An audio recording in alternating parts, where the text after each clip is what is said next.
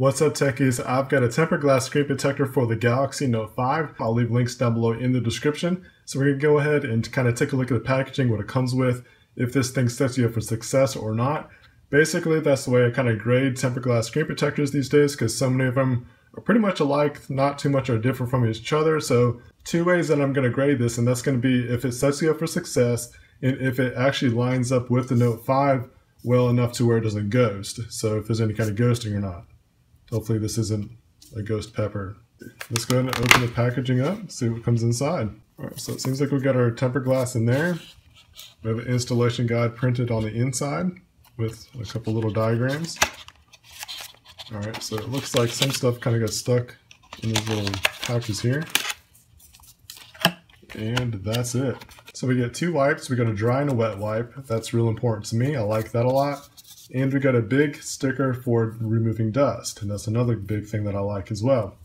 I don't care if there's a squeegee or not, because these kind of installations I've really ever had to use one. These are the basics, and this is the basics of what I look for. So far they are setting up for success. Let's check out the installation guide just to see the instructions and see if it actually comes with some good instructions or not. Sometimes these are really vague, or sometimes they're just not really useful. Let's see if this is useful. So it says to clean your screen with the alcohol pad in the microfiber cloth, peel the protective layer off, carefully align, give one gentle tap at the center. This is pretty much how I install a tempered glass screen protector. Now you're going to want to make sure that there's no fans on, that there's no windy areas or anything like that, because the time that you want to actually spend getting the tempered glass put on there, you don't want any kind of dust to fall onto it.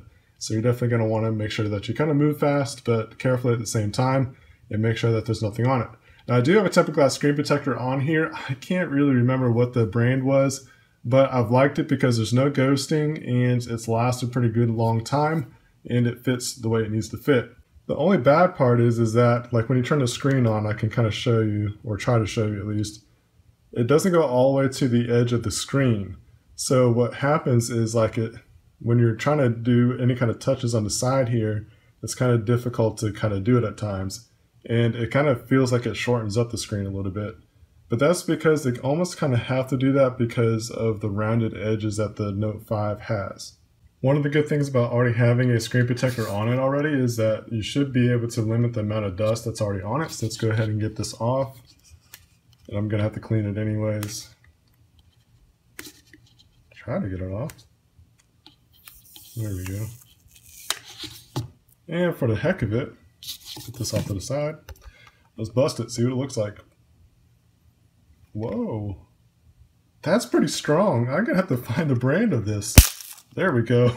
That was actually taking a little while to break. So first of all, you want to take your wet wipe, get it nice and clean.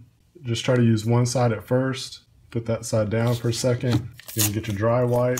And if you need to, sometimes you don't have to. Sometimes these wipes will actually kind of self-dry. But the main thing is that you just want to get this surface nice and clean, no dust or lint or anything like that on there. And one of the best ways that you can do that is, once you get done, is to kind of use the glare of a light and just kind of look at it closely. Once you think you got it all set, what you're going to want to do, I like to put that off to the side.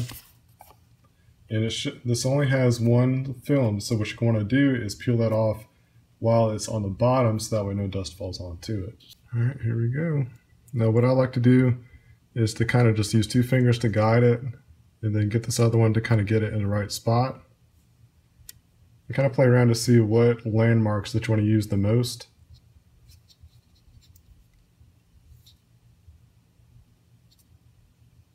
I think I'm going to go with the home button area.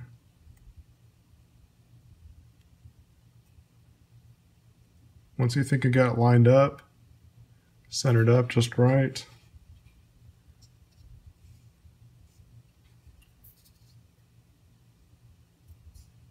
you want to give that center tap.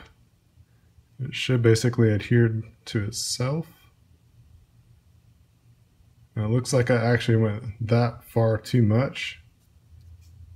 So I'm going to get that lined up and come back. Alright, so I was able to peel it back off and put it back on. But the thing is like, it's very difficult. This is one of the more difficult phones to kind of do. One, I got a piece of little lint the second time I pulled it off, so that's going to be stuck there until it's time to replace this one. But at the very top, I guess I could have come down a little bit more, and it's kind of ghosting a little bit, but I'm not going to take it off a third time because that's just going to increase more chances of not having a successful installation. But I'm pleased with this installation, and I think if you were able to get it a little bit more perfectly aligned than what I did, it'll be perfect. So there's no reason not to get this because it actually does line up pretty good. It's just a hair downward is where I need it to go. If you can kind of see that there's more space between there and here. But what's crazy about this is like it's the rounded edges here. It's just hard to get that close and then try not to get too close without messing it up. But like I said, I'm pleased with this installation. It's going to protect my screen. It's lined up relatively easy. It's not interfering with the fingerprint sensor or anything like that. And it's going to work with cases just fine. So I do like this screen protector. They do set you up for success. And there's no ghosting once you get it installed correctly. Like this side started to the first time, but then, you know, it lined up just fine. So it's a good screen protector. I'll leave a link down below in the description if you want to pick one up for yourself. Just mind that you are going to have to be pretty meticulous with this because I would say it's cut pretty precise. So with that kind of precision, you have to be very, very good at what you're doing. If you thought that this video was helpful to you, please give it a thumbs up and subscribe to this channel for more videos like this. And until then, stay techie.